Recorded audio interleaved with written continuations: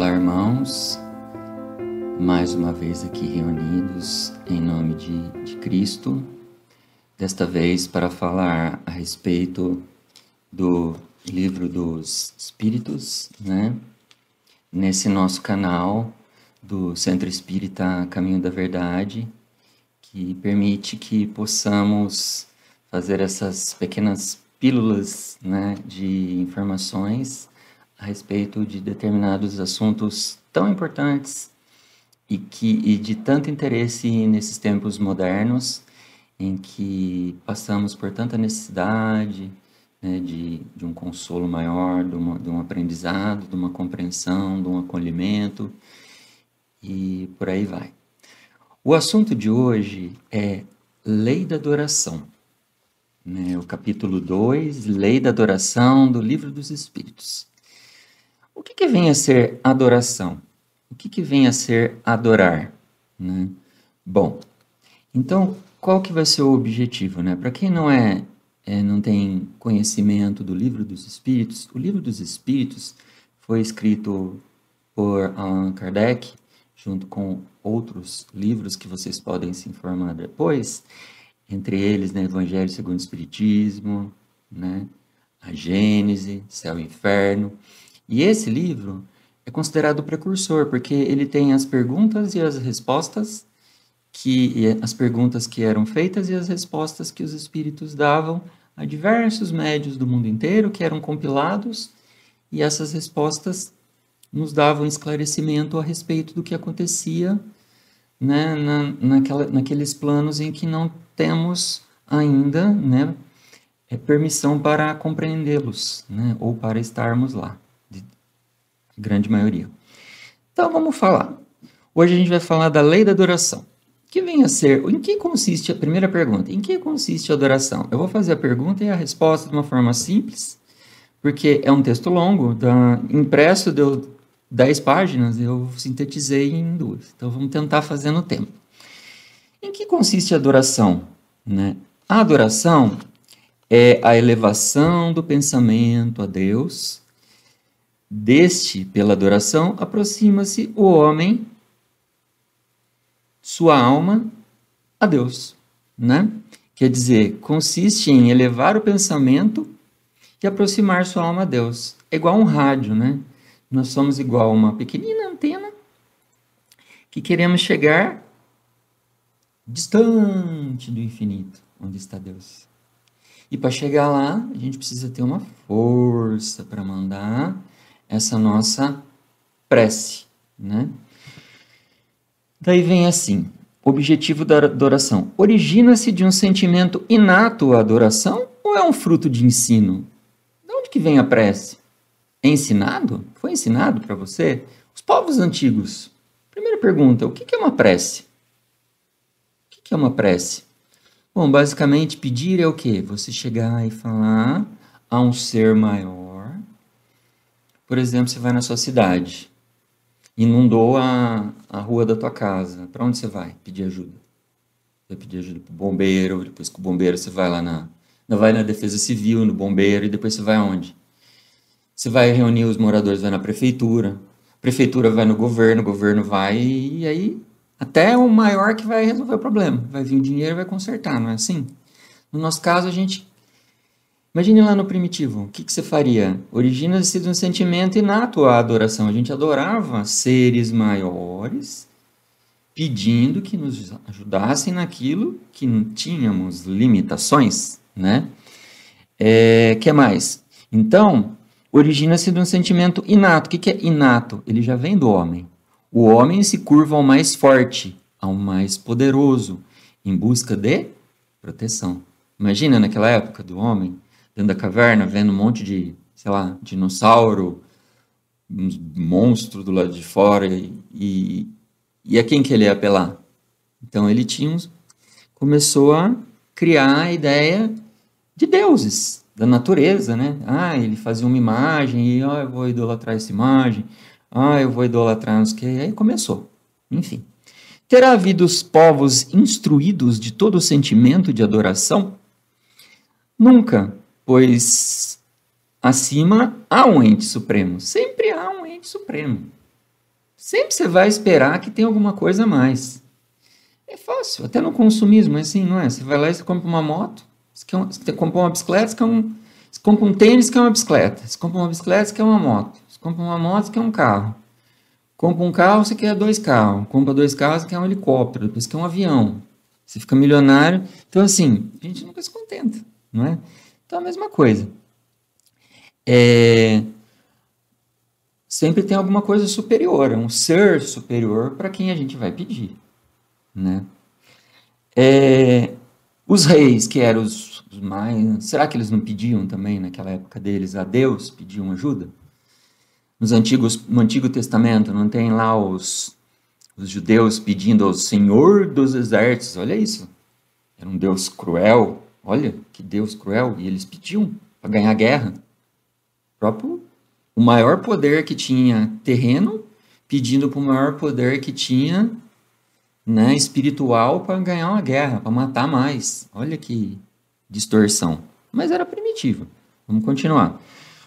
652. Poder-se considerar a lei natural como uma fonte originária da adoração? O que é lei natural? Né? O sentimento inato, né? Independe de tudo. Independe de tudo, já vem com o homem. Se você pegar um lugar lá, que você tiver um monte de gente, e se começar a passar necessidade, você vai querer pedir para alguém mais forte vir te ajudar. Né? Se for espiritual, então, melhor. Agora vem uma pergunta interessante, olha só. Precisa de manifestações exteriores à adoração? Eu até anotei aqui, ler no manuscrito, olha só. A adoração verdadeira é do coração. Em todas as vossas ações, lembrai-vos sempre de que o Senhor tem sobre vós o seu olhar. Qual que é a maior adoração? Qual que é a maior adoração? A do coração. Não tem adoração maior. Adianta eu pegar, comprar um monte de roupa chique, um monte de joia, sentar lá num templo, numa igreja, no que for, e ficar o dia inteiro, Senhor, meu Deus, me ajude. Adianta, como era antigamente no Velho Testamento, lá nos judeus, que e eles vinham todo, né, com aquela roupa, todos os doutores da lei, todos, adiantava. Era de coração. Adianta a oração decorada, ficar o dia inteiro. Aqui está dizendo até,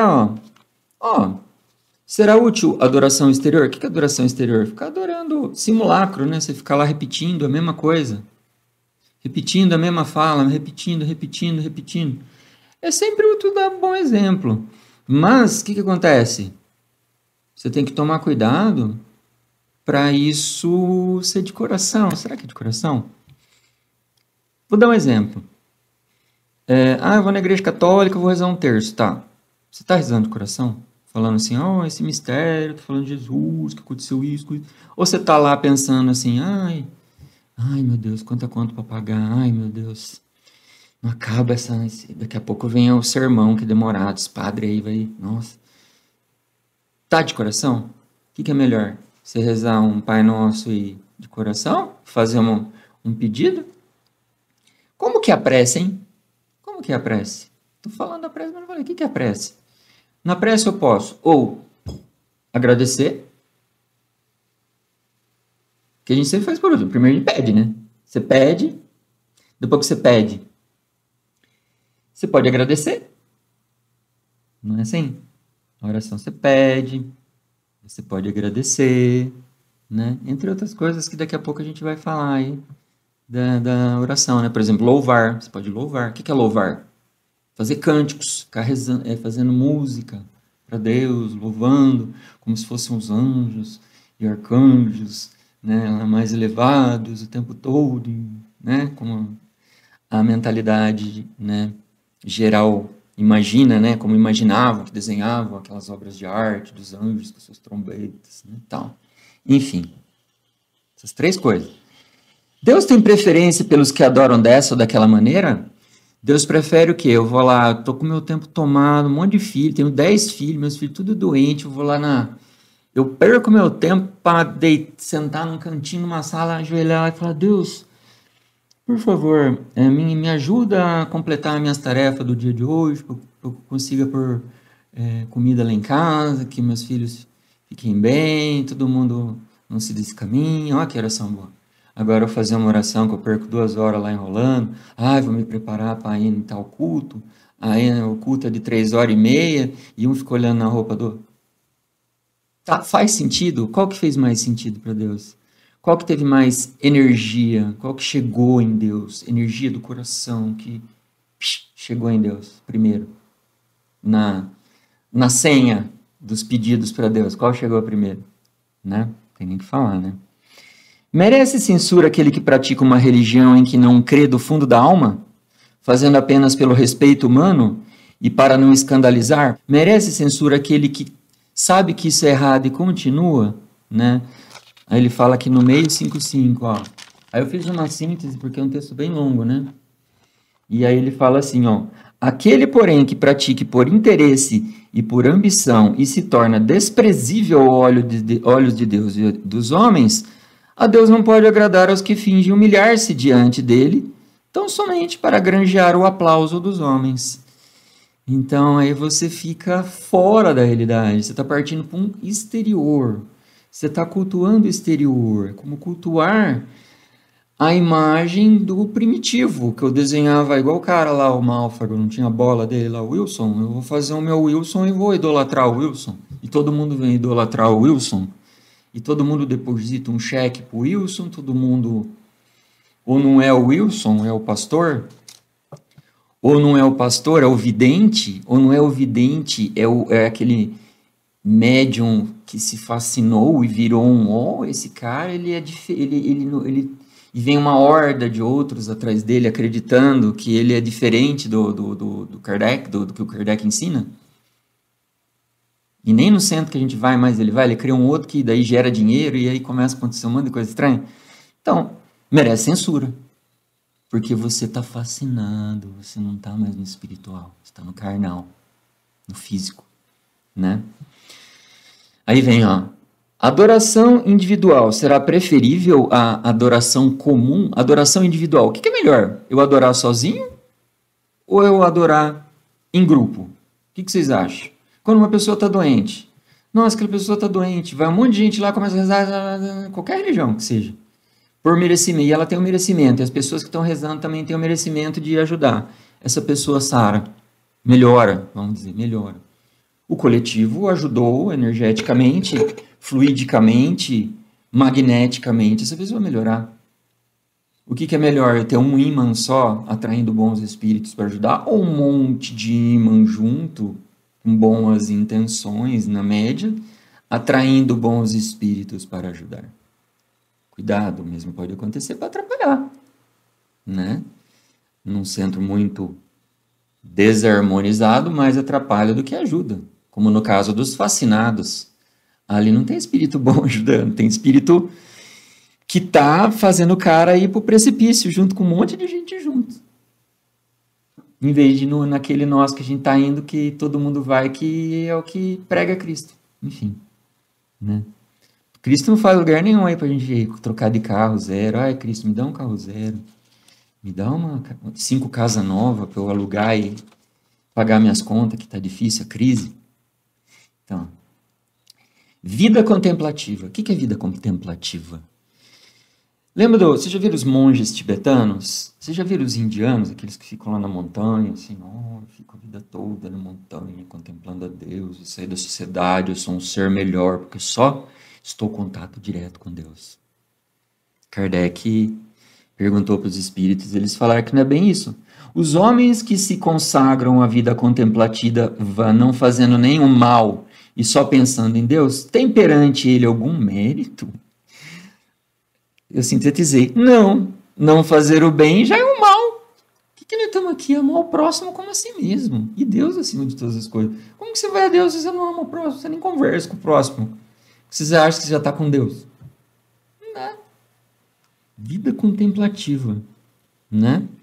Quem frequenta o centro sabe que depois de desencarnado pode acontecer até de um pastor de igreja, ou mesmo de um padre, ou mesmo de um bispo do passado, vir lá e falar, nossa, eu achava que o contemplativo era o certo, ficar lá.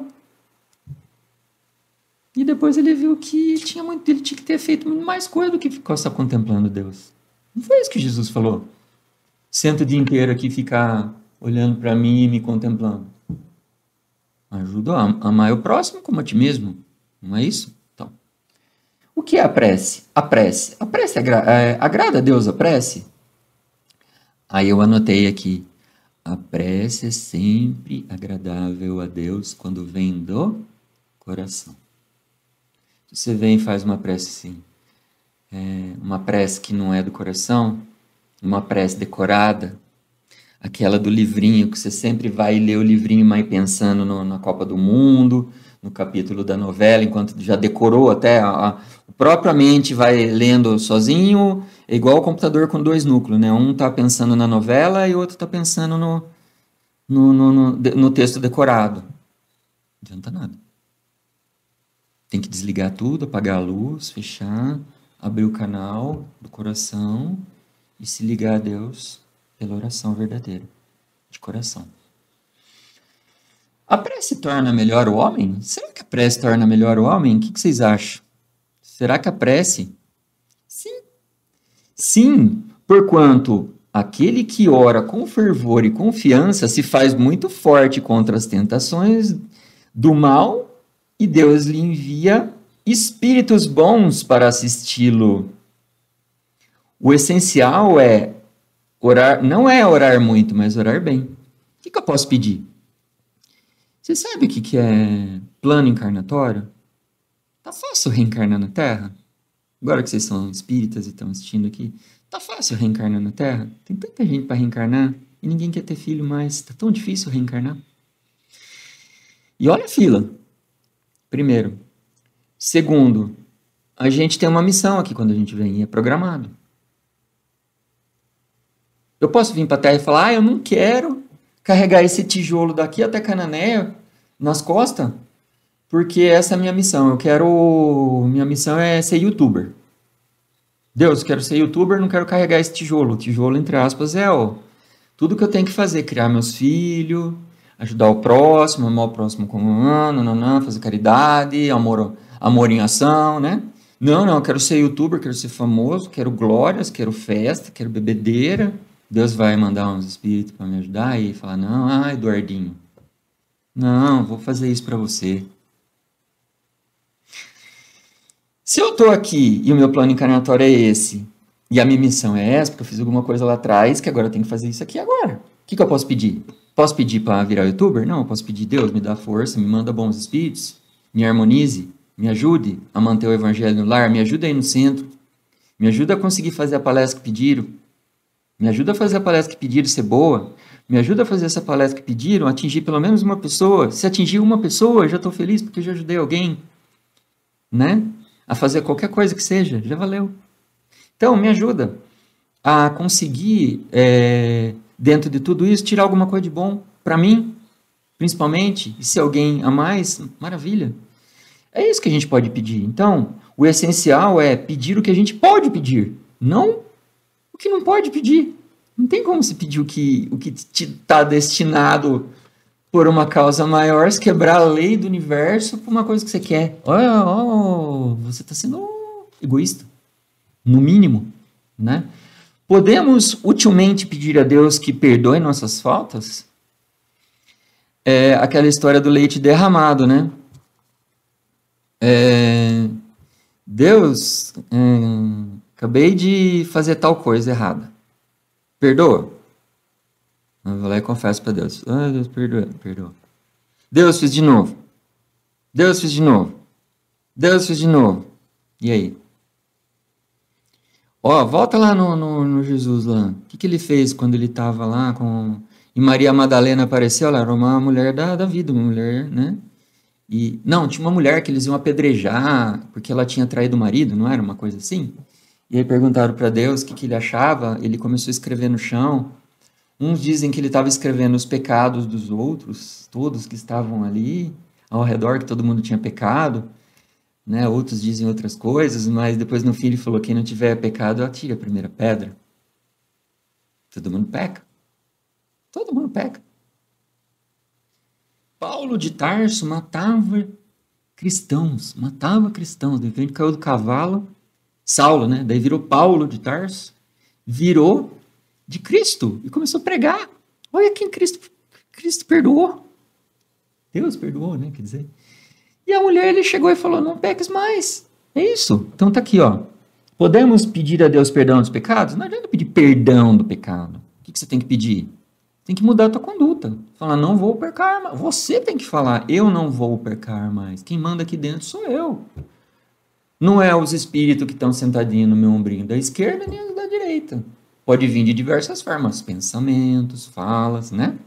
Enfim. O que mais? 662. Pode-se com utilidade orar por outrem? Claro que pode. Não só pode, como deve. O espírito que ora atua pela sua vontade de praticar o bem, atrai a si, mediante a prece, os espíritos bons, e esses se associam ao bem de fazer o bem. Então, se você ora por alguém, você está querendo ajudar o próximo, vem os espíritos bons para te ajudar. Dependendo do teu e do dele merecimento, ele pode ir lá ajudar o outro. E faz um refrigério. Podemos fazer uma prece pelos mortos? Mesma coisa. Ah, mas ele se suicidou, não, segundo a minha religião tal, não pode nem enterrar. É um refrigério. A alma é eterna. Um dia ele reencarna. E não vai ficar eternamente lá. A não ser que você tá não leu tudo ainda. Tem muita coisa para ler, para aprender. Calma, gente. Não tem martírio eterno. Calma. O nosso espírito é eterno. Nós podemos estar voltando e estar fazendo melhorando, sendo perdoado, né? O que mais? Aqui eu já falei, né, dos mortos. Que se deve pensar da opinião dos que rejeitam a prece a favor dos mortos, por achar não prescrita no Evangelho. Ah, não está no Evangelho? Eu não acredito. Se não está no Evangelho, eu não acredito. E aí? O que vocês acham? Aqui está falando, ó. Aos homens, disse Cristo, amai-vos uns aos outros. Essa recomendação contém a de empregar o homem em todos os meios possíveis para testemunhar aos outros a afeição, sem haver entrado em minúcias quanto à maneira de atingir esse fim. Ó, 665, eu não vou ler tudo isso aqui, é um monte de coisa para ler. Convite à leitura, tá? Sabe o que fala aqui? Se é para amar o próximo como a si mesmo, como que você não vai amar, você não vai desejar alguma coisa, um ente querido que você sabe que não deve estar num lugar bom depois que ele desencarnou, por vícios, um monte de coisa. É um refrigério, tá? Então você pode. Pode-se orar pelos espíritos? Pelos espíritos. O que é espírito? Um espírito é um espírito bom. O que é um espírito bom? É um mensageiro de Cristo. Ah, eu estou rezando para Santo Antônio. Posso? Na católica ou alguma outra religião. Ah, estou rezando para tal. Pode. Sabe o que é o rezar para tal? Para Santo Antônio? Não é o Santo Antônio que vem lá. É um monte de espírito que atua em nome dele. É como se fossem os secretários dele, os subsecretários dele. Toda vez que alguém pede para ele está disponível ali para estar. Se for do teu merecimento e puder chegar em um canal maior para te voltar ao que você quer, vai. E como que isso acontece? Tem que primeiro ser de coração, tem que ter o merecimento. Né? Senão nem começa. Senão nem começa a história. É igual mandar o imposto de renda faltando o documento. Não vai. Para lá e volta. Né? E se bobear, você cai na malha fina ainda, que você está devendo muita coisa ainda. Não pode nem pedir ainda, você está na malha fina da outra vez lá. O que mais? Politeísmo, para encerrar, né? O que é politeísmo? Um monte de Deus. Como que era no primitivo? Um monte de Deus. Por que tinha um monte de Deus? Ai, essa caneta minha, inventei um negócio que eu consigo cutucar aqui, ó. Escrevo uns negócios que eu chamo de letra. Vou cultuar o Deus caneta. Ah, eu vou cultuar essa imagem que eu fiz de um negócio que eu esculpi aqui. O Wilson do filme do Náufrago. Vou cultuar o Wilson. Vou cultuar Aí tudo que tinha força da natureza, vou cultuar o sol, vou cultuar o vento, a chuva, a tempestade, o trovão. Muitos índios falam, a onça, o jaguar. Só que depois, quando o ser humano começou a evoluir mais, ele viu que isso são tudo forças da natureza. Quando a ciência entrou na jogada. E as forças da natureza são organizadas por um ente maior. Então não vale a pena eu cultuar o vento, porque eu sei de onde que vem o vento. Eu cultuar a chuva, que eu sei de onde que vem a chuva. Cultuar o fogo, que eu sei de onde que vem o fogo. Por aí vai. Né? Que mais? Por que razão, né? Então tá aqui isso, já falei. Tendo-se produzido todos os tempos e sendo conhecido desde as primeiras idades do mundo, não havendo os fenômenos espíritas contribuídos para a difusão da crença na pluralidade dos deuses, ele quer saber se o espiritismo tem contribuído, né, com essa parte aí da pluralidade dos deuses. Ora, vou falar um negócio, tá? Deuses dos homens, quem que eram os deuses dos homens? Os espíritos. Eram os deuses dos homens, os espíritos. Eles falam, o espírito do vento, depois o espírito que eu vi, o espírito que eu senti, o espírito que, né? Depois, Deus era tudo que era sobrenatural, por exemplo, dos egípcios. Tudo que era sobrenatural, que não tinha explicação. Eletricidade, por exemplo. O raio, né? O choque. E depois, poderes ocultos. Quando vem a mediunidade dos antigamente, os videntes, tudo isso era como considerado poderes ocultos. Então, isso ajudou no politeísmo, tá? Além disso, no 669, retoma sacrifícios. Alguns sacrificavam ainda esses pseudo-deuses. Por que eles se sacrificavam? Porque eles achavam que fazendo uma oferenda a ele devolveria. Começaria oferecendo vegetais, daí você oferecia um pouco dos teus animais, até que chegou uma hora você oferecia os seus inimigos, o corpo dos seus inimigos, depois mulheres, homens virgens, e depois só sacrilégio, né? Só tristeza. Deus queria isso? Pediu isso alguma vez, algum lugar? Lá no Velho Testamento, uma vez, teve um lá que falou que era, e ofereceu o filho, mas Deus não quis, então. Deus não quer isso, cara. Deus não quer nada disso. E ele foi imolado ainda pelos judeus lá como um, né, puseram o corpo dele lá como sendo como vamos dizer assim, um sacrifício lá, né? Jesus ainda falou, Deus perdoa, eles não sabem o que fazem. Estão sacrificando ainda eu que vim ensinar. Daqui 2000 anos só que eles vão começar a entender o que eu estou falando. Vão tirar um véu e o Kardec vai vir e vai, dali mais 200 anos, alguém vai falar alguma coisa. E por aí vai. Aí fala, dar-se-á que alguma vez possam ter sido agradáveis a Deus os sacrifícios praticados com piedosa intenção. Eu escrevi bem grande aqui, tem um monte escrito aqui. Nunca! Deus não quer sacrifício, gente.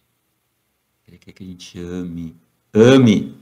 Jesus veio no meio de uma época de guerra, que o judeu queria matar o romano queria matar o judeu, e falou assim, perdoe. Imagina se falar para um judeu do dinheiro, falar, perdoe a dívida, perdoe o irmão, ame, amar, uma palavra assim, pareceu a palavra amar. Olha isso, Deus que ama. Enfim, que devemos pensar das chamadas guerras santas? Vou parar aqui, é um monte de coisa aqui. Jesus amado. O que é guerras santas? Quem impele as guerras santas? Os maus espíritos. O que é uma guerra santa? Uma guerra em nome de Deus. A troco do quê? Vamos falar da cruzada? Como que é a cruzada? Cruzadas eram os cristãos indo lá para o Oriente e pegar ouro para trazer de volta para a Europa para ficar rico. O que mais? Vou acabar, hein, que já falei muito aqui, tá no fim. A oferenda de frutos da terra feita a Deus tinha seus olhos mais mérito que o sacrifício dos animais? Aí você volta lá no Caim e Abel, né? Como que era o Caim e Abel?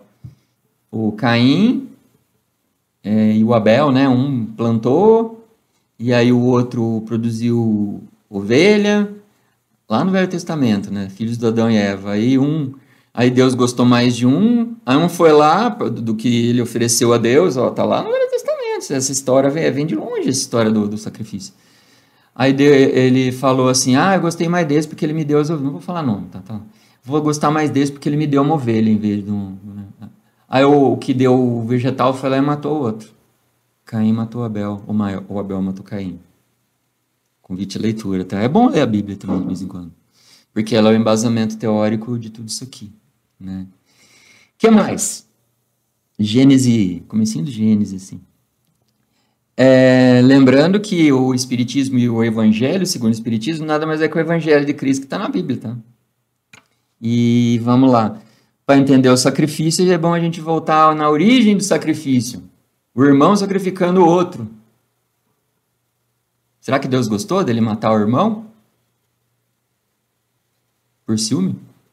Achando que agora Deus vai gostar mais dele? Nossa Senhora. Olha de onde que vem esse negócio. E para acabar, não seria um meio de tornar essas oferendas agradáveis a Deus, consagrá-las a minorar os sofrimentos daquele a quem falta o necessário, e nesse caso o sofrimento dos animais, praticado com fim útil? Quer dizer, no fim ele vai falar assim, não é melhor eu pegar todos esses sacrifícios que o povo faz de animal, de alimento, de um monte de coisa, de um monte de cultura, de um monte de religião, e dar para quem está com fome, quem está com necessidade, com um monte de outras coisas, ou deixar de fazer determinados atos que já não cabem mais a uma sociedade evoluída, que não é mais primitiva? Faz sentido? Então aqui ele faz um convite à reflexão, né? E eu anotei, minorar o sentimento dos pobres e aflitos. Não é isso que a gente está precisando hoje? Quanta gente na rua precisando de comida? Você tem que fazer o quê? Você tem que mudar. E quando você mudar, de verdade, como Paulo de Tarso, que caiu do cavalo e deixou de perseguir cristão e virou cristão, e quando o coração dele foi atingido e ele consegue um canal direto com Deus, com o coração, sigamos o exemplo do perdão e sigamos o exemplo da verdadeira prece, aquela que é feita com o coração. Nunca esquecendo de primeiro agradecer por estar vivo, né? Louvar e, por último, se for possível, pedir, mas às vezes a gente não tem nem mérito de pedir, viu? Mas se quiser e for de merecimento, que peça, ok? Principalmente a ajuda dos bons espíritos. Dessa forma, agradeço mais uma vez a oportunidade. Era um assunto bem comprido, mas eu tentei sintetizar nesses poucos minutos. Espero que tenha ficado claro e agradeço mais uma vez ao Centro, né, Caminho da Verdade, por essa oportunidade de estar aqui participando do canal, onde diversos palestrantes fazem as suas explanações, estudam muito para estarem aí falando, né, de uma forma que consiga atingir mais pessoas, principalmente em épocas de dificuldade como pandemias, entre outras, né, e sequelas relacionadas a ela que não permite que possamos ir sempre ao centro. Dessa forma, agradeço mais uma vez. Obrigado, graças a Deus.